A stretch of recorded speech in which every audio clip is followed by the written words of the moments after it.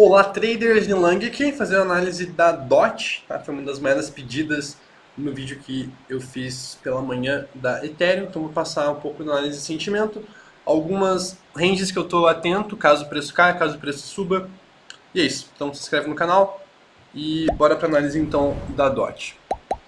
Bom, no geral, bullish, tá? Pensando em tempos gráficos maiores, tá? Então ela pode ter feito aqui um primeiro ciclo impulsivo, tá? Com 5 movimentos de alta aqui a favor da tendência, né? E essa correção que se iniciou aqui no dia 11 de março pode ser a onda 2, para então ela acabar estourando para cima, né? Estourando porque realmente teria alvos muito longos, né? Caso ela comece a assumir uma tendência de alta, né? Então aproximadamente lá os US$ 40 até mais, tá? Mas primeiro a gente tem que focar em alguns ranges de curto prazo, tá? Então minimamente ela já corrigiu aqui o suficiente para a gente acreditar que a correção terminou, tá? A gente foi praticamente aqui em 61 de Fibo, fizemos armadilha aqui abaixo desses fundos também, então captamos a liquidez, tá? Mas do ponto de vista de Elliott, tá? A gente precisa ter a quebra de estrutura, tá? Que seria minimamente aqui o rompimento dessa linha de tendência, rompimento, né, pivôs importantes passando nessa região aqui dos 9, 14, $10, e fazer um movimento parecido com esse aqui, só que em time frame menor, né? 5 movimentos a favor da tendência. Então, se a gente for considerar isso, né, acreditar numa possível movimentação da Doge dessa forma, a gente está apenas 2 movimentos aqui. A gente precisaria ainda uma onda 3, um 4 e 5 para acreditar que isso aqui fosse uma onda 1 para reverter o preço, por exemplo. Tá? Então, falta esse rompimento aqui na DOT, tá? Essa região aqui dos 7,70, $9, tá?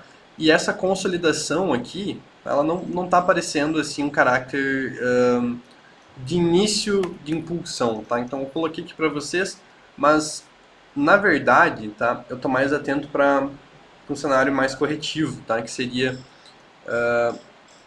esse movimento aqui, tá? Então desde o topo a gente faria então no mínimo um ABC, tá? Então seria A, B e a gente teria na C. C composta por 5 movimentos. A gente também não fez esses 5 movimentos completos, tá? A gente fez aqui apenas 4. Então a gente está nesse range lateral aqui e basicamente precisando redefinir range para um lado ou para outro para quem sabe ter uma volatilidade um pouco maior do que a gente está tendo, tá? Então a gente está bem lateral. Podem ver também que o volume aqui ele está bem decrescente, tá? Nesse range. Então a gente precisaria desse movimento para ter um pouco mais de price action, informação para entender para que lado que vai a DOT, tá? Se a gente for alinhar com o sentimento, não tem nenhuma informação tão relevante assim nos sentimentos também. Os sentimentos também está bem neutro, tá? A gente tem aqui o Penny Interest dando uma lateralizada, o Rachel também, tá? Não quer dizer muita coisa, mas pensando em estratégia de trading, qual que é a estratégia de trading então? Ou ela faz 5 movimentos de alta, rompe essa região dos 9, 20, $10, a gente consegue operar o reteste disso tudo, tá? Ou até scalps aqui acima dos 7,80 e tal, dependendo do price action. Ou a gente tem aqui, né, lembrando, ainda todo esse suporte para testar, tá? Então, todo esse suporte aqui até os 4,65 para testar. Aqui nessa região, especialmente dos 5,64, 5,14, também tem muito suporte, tá? Então, pensando em compras para DOT, para mim teria uma compra nessa região aqui, tá? Abaixo aqui, próxima a 5,50, 5,40, tá? Porque seria basicamente o alvo por Fibo dessa correção, tá? Essa região. Nesse caso aqui, o stop seria abaixo do 0,7 aqui, pelo menos onde eu colocaria, tá? Então esse range mais abaixo, aqui, ou acima dos $10, tá? Acima dos $10. Ambos são válidos, inclusive os dois são válidos, tá? Você não precisa escolher um, você pode fazer os dois, tá? Eu particularmente vou tentar fazer os dois trades, tá? Vou tentar me posicionar na DOT quando ver algo mais claro, à medida que a gente tiver aí esses gatilhos, tá? Mas por enquanto bastante com bastante caráter de lateralização desde o dia 9 de abril, tá? O último mês a gente passou basicamente lateralizando, inclusive por isso que estamos formando esse doji aqui nesse último mês, beleza? Então fiquem atentos a esses ranges, tá? Deixa eu marcar aqui para vocês. Primeiramente aqui 7,85 já seria uma demonstração de força, mas uma confirmação maior passando na região dos 9,80 e um suporte aqui por fibra na região dos 5,38 e na região aqui desse ponto de controle mais abaixo até os 5,35, tá? Pensando numa acumulação mais aí no diário, beleza?